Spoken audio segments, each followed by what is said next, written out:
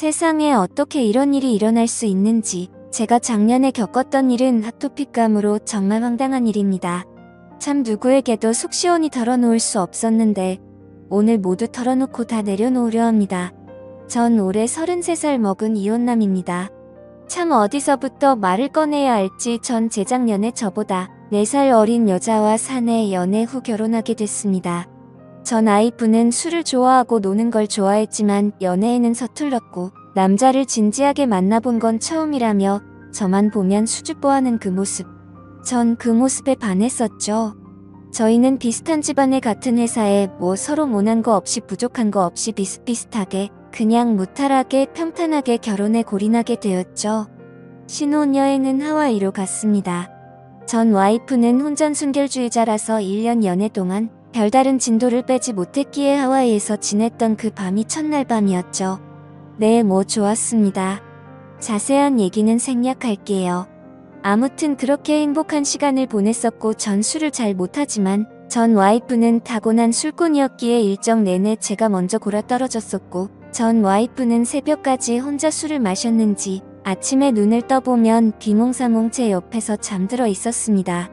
그렇게 즐거운 신혼여행을 끝마치고 한국으로 돌아왔고 얼마 지나지 않아서 전 와이프는 임신을 했습니다. 허니문 베이비였던 거죠.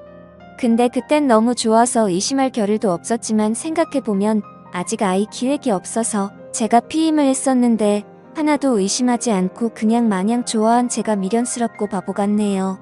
전 와이프는 임신하자마자 일을 그만두고 집에서 퇴교를 시작했습니다. 임산부 요가니 임산부 마사지니 아주 여러 방면으로 관리도 받고 퇴교 여행 그런 것도 가야 한다고 해서 저기 가까운 일본의 오키나와로 퇴교 여행도 떠났었죠. 혼자 벌기 때문에 좀 부담스러웠지만 내 아이를 가진 와이프가 안쓰럽고 또 힘들어하는 모습을 보니 정말 하나도 아깝지 않았습니다. 임신 막달쯤 되었을 땐 예약해뒀던 조리원이 마음에 안 든다며 걸어놓았던 예약금을 다 날리면서까지 무슨 유명하다는 조리원의 특실로 다시 재예약을 하더군요. 비용이 만만치 않았지만 그래도 해줬습니다. 내 아이를 가진 여자니까요. 임신 중에는 뭐가 먹고 싶니? 뭐가 하고 싶니? 새벽 2시든 3시든 전 와이프가 필요하다는 건 뭐든 다 사다 줬었습니다. 정말 헌신했다는 거 그거 말씀드리고 싶어서 이렇게 길게 주저리 했네요. 지금부터는 편의상 아내라고 친하겠습니다. 이제 본론으로 들어가자면 오후 3시쯤인가 아내가 진통을 시작했고 전 아내를 들쳐업고 병원으로 갔습니다. 저희 집에서도 첫 아이고 와이프 쪽 친정에서도 첫 아이라서 우리 부모님들 그리고 제 동생 장인어른 장모님 그리고 처제까지 온 가족이 다 모여서 아내의 출산을 기다리고 있었죠. 뱃속에 아이가 너무 크고 자궁문도 안 열리고 39주가 되도록 아이가 너무 위쪽에 있어서 의사도 그렇고 제왕절개를 하자고 해서 아내는 제왕절개로 아이를 낳기로 했었죠. 그렇게 아내는 수술실로 들어갔고 얼마 안 지나서 의왕하는 아기 울음소리가 들리길래 내 아이가 세상에 나왔구나 참 벅차더군요. 근데 한참 지나도 아이 얼굴을 안 보여주길래 뭐지 싶었습니다. 아내는 입원실로 이동하고 다른 가족들은 왜 아이를 안 보여주냐며 병원에서 아우성이고 친구한테 듣기로는 수술실에서 바로 한번 아기를 보여준다는데 안 보여주길래 저도 뭐지 싶었지만 간호사가 되게 난처해하면서 면회 시간을 볼 수 있다고 그러길래 아 그런가 보다 싶어서 입원실에 간 아내의 손을 꾹 잡아주고 마취가 풀릴 때까지 같이 기다리고 있었죠. 마취가 풀린 아내는 절 보자마자 엉엉 울기 시작합니다. 오빠 애기 봤어? 아니 이상하게 애기를 안 보여주네. 원래 이런 건가? 이 병원만 이런 건가? 알 수가 없네. 자기 귀는 우리 아가 봤어? 아기를 봤냐고 물어보는데도 아내는 아무 말도 하지 못하고 꼭꼭 울기만 합니다. 장모님이 전 와이프 보고 왜 우냐고 아프냐고 간호사한테 무통주사 놔달라고 간호사만 연신 불러대고 우리 부모님은 그런 아내가 안쓰러워서 연신 등을 쓰다듬어 주고 아내는 뭐가 불안한 듯 계속 덜덜 떨고 참 지금 생각해도 어이가 없네요. 그 다음날 또 온 가족이 다 모여서 면회 시간에 맞춰서 아이를 보러 병원에 갔습니다. 아내는 가족들을 보자마자 아이 조금 이따 보자고 안 된다며 꼭꼭거리고 도대체 애가 왜 이러나 싶어서 병원에다가 빨리 아이를 보여달라고 온 가족들이 다 여고를 했죠. 간호사는 되게 난처해하며 남편분만 이리로 오세요 하면서 절 부르길래 원래 이 사람 저 사람 다 보면 병균이 옮을 수도 있으니까 남편만 보여주나 보다. 그리 생각하고 아내와 함께 신생아실로 갔죠. 아내는 신생아실로 가는 내내 휠체어 위에서 손을 달달달 떱니다.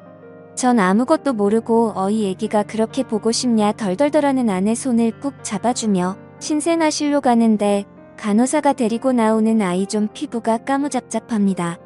눈도 너무 크고 까무잡잡하고 아무리 봐도 동양인이 아닌 것 같고 아내도 저도 피부가 흰 편인데 까무잡잡한 아기 뭐 흑인 계열 중동 계열 그런 모습으로 보이더군요. 콩 심은데 콩 나고 팥 심은데 팥 나는 법인데 처음엔 바보같이 선생님 아이가 바뀐 것 같은데 간호사에게 아이가 바뀌었다고 우리 아이를 데려다 달라고 하는데 간호사는 어쩔 줄 몰라 하고 아내는 갑자기 미안하다며 꼭꼭 옵니다. 오빠 미안해 정말 미안해. 전 상황 파악이 되질 않았고 멍하니 서서 아기를 바라보다가 그냥 밖으로 나와버렸습니다. 밖에 나와서 연신줄 담배를 피고 참 이게 무슨 일인가 어찌된 일인가 한참을 생각하다가 병실로 들어가는데 병실 앞에서 고성이 오갑니다. 장모님은 무릎을 꿇고 내가 딸을 잘못 줬다고 울고불고 우리 부모님은 이게 무슨 일이냐고 소리소리를 지르고 아내는 눈물만 꼭꼭 흘리고 전 그냥 병실로 들어가서 부모님 손을 이끌고 나와버렸습니다. 저게 내 아이는 아니든 어제 수술한 사람 붙잡고 할 얘기가 아닌 것 같아서요. 장모님은 절 보자마자 차서방 미안하네 차서방 얘기 좀 하게 우리가 잘못했네 차서방 애타게 절 부르시는데 전 대답도 안 하고 부모님을 모시고 병실에서 나왔습니다.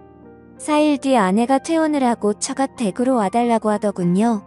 4일 동안 아내가 수백 통의 문자를 보내고 장모님의 수십 통의 전화를 했지만 전 하나도 답하지 않았습니다.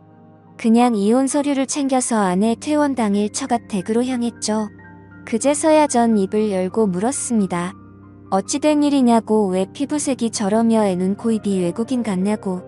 그러자 아내가 하는 말이 오빠가 신혼여행 내내 밤 10시도 안 되어서 골아떨어져서 자길래 자기 혼자서 호텔바에 내려가서 술 한잔 하다 보니 어떤 외국인이 와서 말을 걸었고 자기는 그때 너무 만취된 상태였기에 상황 분간도 못하고 그 남자에게 엎어서 어디 해변가에서 그 남자에게 당했다.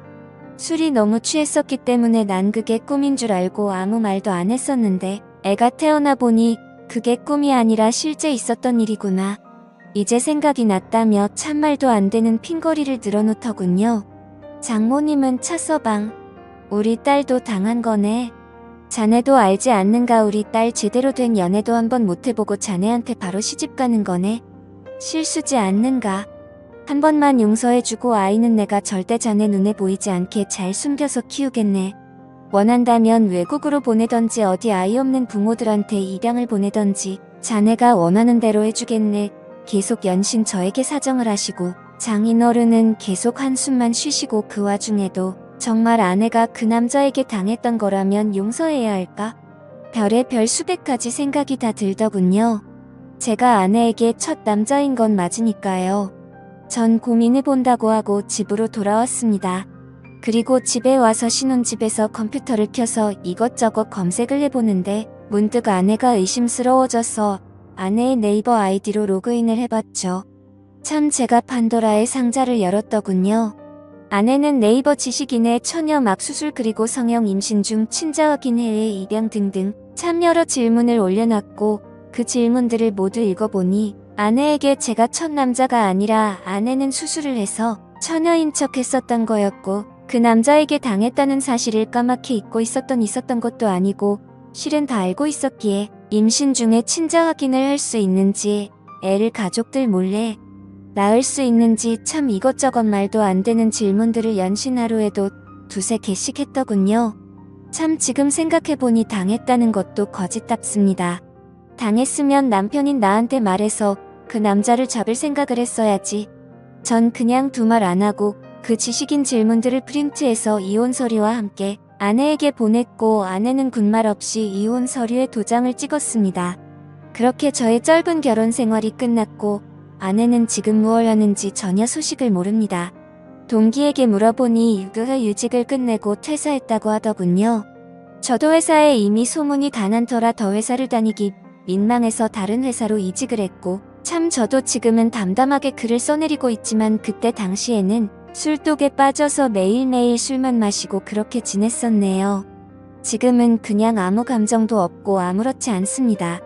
그래도 뭔가 제 마음속에 남아있는 응어리가 있었는데 이렇게 많은 분들이 보는 유튜브 채널에 제 얘기를 공유하고 나니 뭔가 한결 마음이 더 편안해집니다. 저도 이제 좋은 인연 만나고 싶은데 세상에 아무 여자도 믿을 수 없을 것 같아서 이렇게 평생 혼자 살아야 하나 싶습니다. 긴 글 읽어주셔서 감사합니다.